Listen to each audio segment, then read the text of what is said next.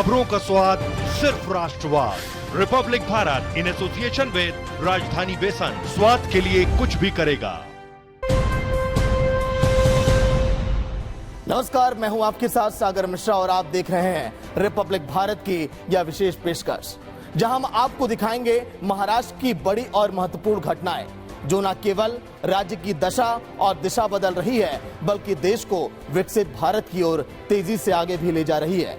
चाहे बात हो मुंबई में वेब 2025 के आउटकम रिपोर्ट की या फिर गढ़चिरौली में हरित स्टील से लेकर 20,000 नए रोजगार के अवसरों की, महाराष्ट्र ने हर क्षेत्र में नेतृत्व की भूमिका निभाई है।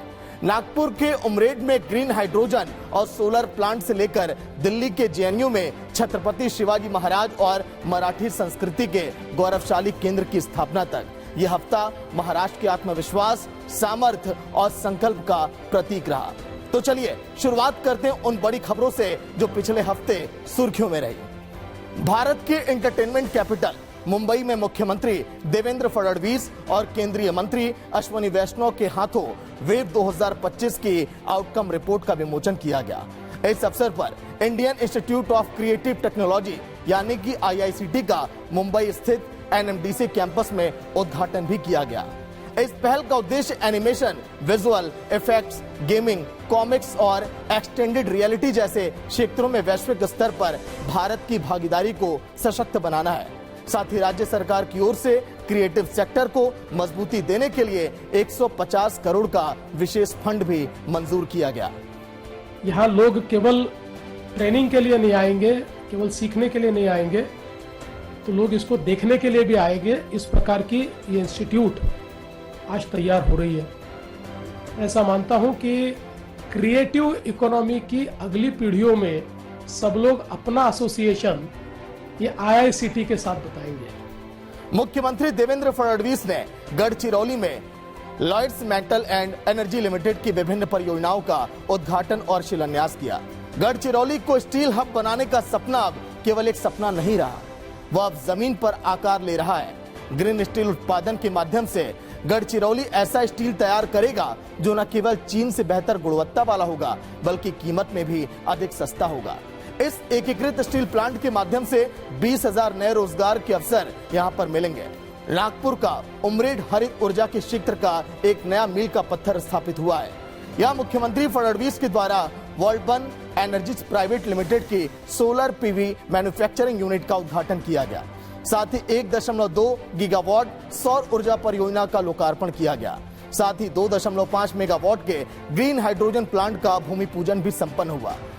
महाराष्ट्र के डिप्टी CM एकनाथ शिंदे ने थाने में महिला स्वास्थ्य को बढ़ावा देने के लिए उप मुख्यमंत्री निरोगी महिला अभियान की शुरुआत की है। इस अभियान का उद्देश्य जांच के माध्यम से गर्भाशय, ग्रीवा और स्तन कैंसर जैसी बीमारियों का शीघ्र पता लगाना और उनकी रोकथाम करना है। 3 महीने तक चलने वाले इस अभियान के माध्यम से महाराष्ट्र के 5 लाख से ज्यादा महिलाओं की अब जांच होगी।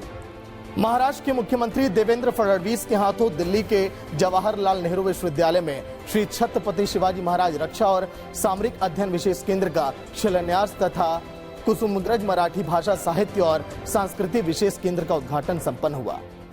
हरित महाराष्ट्र समृद्ध महाराष्ट्र अभियान के अंतर्गत 1 करोड़ वृक्षारोपण मुहिम का शुभारंभ मुख्यमंत्री देवेंद्र फडणवीस ने गढ़चिरौली में पौधारोपण करके किया है। इस साल 11 करोड़ और अगले साल 25 करोड़ पेड़ लगाने का लक्ष्य निर्धारित किया गया है। वहीं उप मुख्यमंत्री अजीत पवार ने पुणे में बनने वाली पुणे मेट्रो लाइन 3 परियोजना स्थल का निरीक्षण किया। साथ ही उन्होंने राजीव गांधी IT पार्क और हिंजवड़ी के विभिन्न स्थानीय समस्याओं और प्रशासन के द्वारा ट्रैफिक जाम की समस्या को सुलझाने के लिए किए जा रहे उपायों की भी समीक्षा की।